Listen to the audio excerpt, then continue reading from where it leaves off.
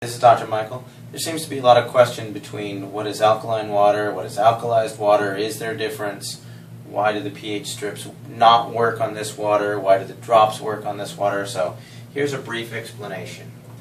The question becomes, what is the difference between alkaline water versus alkalized water? The short answer for this question is this is a chemical change, this is an electrical change. If you were to use your pH strips, like for a pool, and they test the chemicals and the water comes out at, say, 4.5. Well, with a pH of 4.5, you would then add either calcium or magnesium or some like that to increase the alkalinity. What the pH strips, if you will, are looking for is they're actually known as chem strips, which means they're looking for a chemical composition change. If you take the water from the SD501 and you use a pH strip, your before and after will be the same.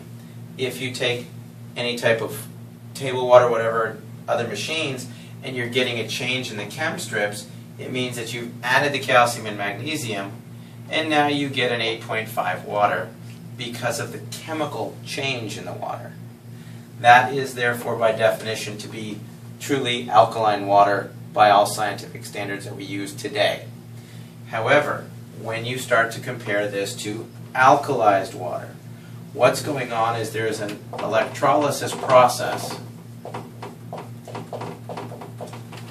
and basically it's shocking the water. It takes an enormous level of energy to do a process that is called the dissociation of water. And you can Google that. Basically, it's the process by which you take water and you lend it to a hydrogen ion and a hydroxyl ion. The hydroxyl gives you a free electron that you can use to be a free radical scavenger. But when this process happens, basically there's an array which has a negative side and a positive side. This will attract the hydrogen ions. The hydroxyls will come over here. Well, when this happens, because they're so unstable, what they will do is they will instantly convert to H2, which is hydrogen dissolved in water. So then you end up with an H2 molecule and a couple of hydroxyls. Because this ratio changes electrically, you'll get a rise in your pH. There's no chemicals added. There's nothing they're taken or added to the water. It is strictly a requirement of power, which is where this unit comes in. If you look at it as a question of power times amperage times the surface area of the plates, that'll give you what's called a PEU, which is potential electrolysis units. If you take 230 watts times 2.5 amps times 466 square inches, you get a PEU of 267,950 from an SD501. I recommend, if you want to look and compare these other units and what they're trying to do, Alkaline Water Plus has a great website. It's actually a competitor's website, and it proves the power output. Most of the units there have 110 watts times a half amp, and the standard plate size is 117 square inches, which gives you a PEU of 6,435, or approximately 2.4% of this power. Because it doesn't have enough power to create the dissociation of water, they have to add calcium and or magnesium to change the water supply.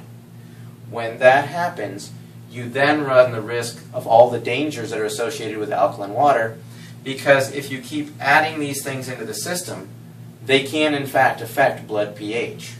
That's why people say, oh, alkaline water can be dangerous, you got to be careful not to do too much, you might alkalize the system. If this builds up in the bloodstream, you will change your blood pH, and that can create a lot of health issues. Alkalized water, on the other hand, doesn't add any chemicals. It's not going to stress, for instance, the stomach when you drink it. The stomach is going to be looking for this to neutralize it. It is not looking for this right here. So as soon as this water is absorbed into the body, the charge is absorbed, your pH becomes essentially neutral. The hydroxyl ions will continue to go through the aquaporin, and that will flush out the toxins within the cell, so you'll get an alteration of the intracellular pH, which is removing cellular metabolic byproducts such as urea, ammonia, CO2, things like that. So that's the essential difference between alkaline and alkalized water.